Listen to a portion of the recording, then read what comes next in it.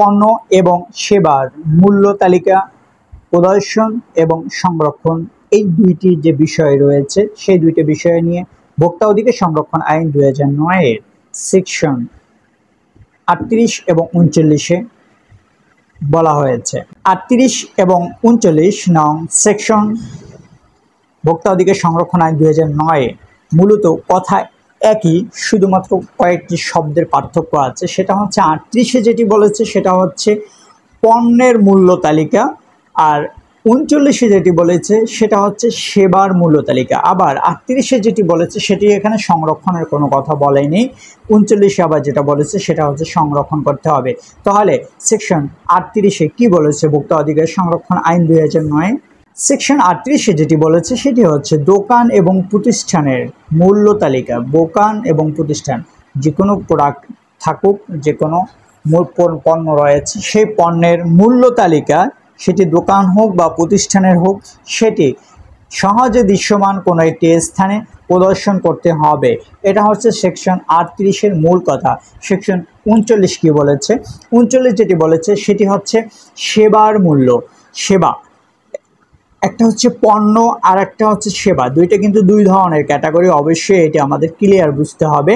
এবং সেবার মূল্য তালিকা সংক্রান্ত 39-এ যেটি বলেছে সেটি হচ্ছে আইন দ্বারা বাধ্যবাধকতা রয়েছে এমন কোনো সেবার বিষয়ে যদি প্রকাশ্য স্থানে যেটি সহজে দৃশ্যমান হয় এমন কোনো একটি স্থানে প্রদর্শন না করা হয় এবং সেটিকে সংরক্ষণ করা না হয়, সেক্ষেত্রে 38 এবং 39 দুটি সেকশনেরই সেম অপরাধ। সেটি হচ্ছে 50,000 টাকা জরিমানা, 1 বছরের সাজা বা দুটোই দিতে পারে অবস্থার পরিপ্রেক্ষিতে।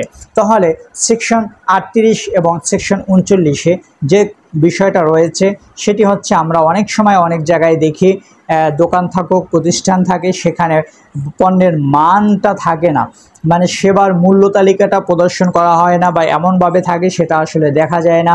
এরকম অনেক ধরনের সমস্যার আমরা মুখোমুখি হই, সেটি দোকান হোক, অন্য যে কোনো প্রতিষ্ঠান হোক। যেমন সড়ক পরিবহন আইনে কিন্তু রয়েছে গাড়ির চার্ট, ভাড়ার চার্ট স্পষ্টভাবে প্রদর্শন করতে হবে, দেখতে চাইলে দেখাইতে হবে, কিন্তু আমরা সেটা জানিও না এবং এটা আমরা দেখতেও চাই না। এভাবে করতে করতে যেটা হয়, আমাদের সামষ্টিক আইনের যে শাসনের ব্যাঘাত ঘটে।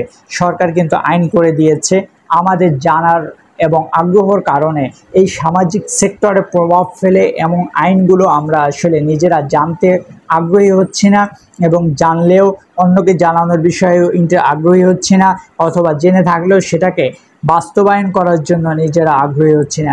এই সামগ্রিক আগ্রহ না থাকার কারণে মূলত আইন থাকার পরেও আমাদের সমাজে পরিবর্তনগুলো আমরা দেখতে পাচ্ছি না।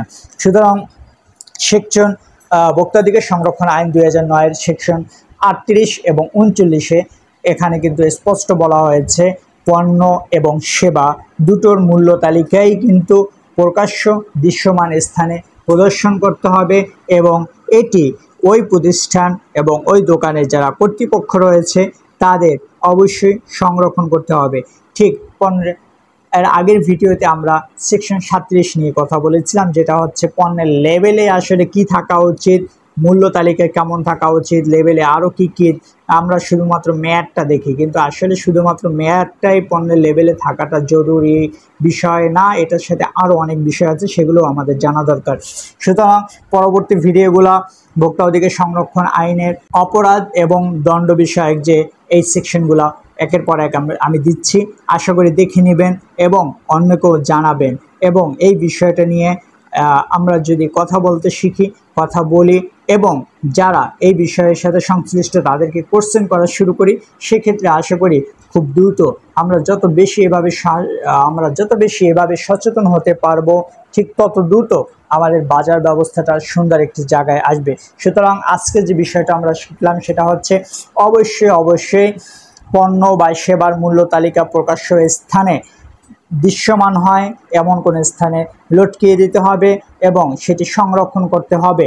এবং আপনার যেটি দায়িত্ব সেটি হচ্ছে এই বিষয়গুলো আপনি যেখানে সেবা নিচ্ছেন বা পণ্য কিনতেছেন সেখানে আছে কিনা সেই বিষয়টা নিয়ে কোশ্চেন করা। আপনি আজকে কোশ্চেন করুন, কিচ্ছু হচ্ছে না, আবার করুন, কিচ্ছু হচ্ছে না, এভাবে করতেই থাকুন, আরও মানুষকে করার জন্য উৎসাহিত করুন। দেখবেন ইনশাল্লাহ একটা সময় আমাদের বাজার ব্যবস্থাটা পরিবর্তন হবে।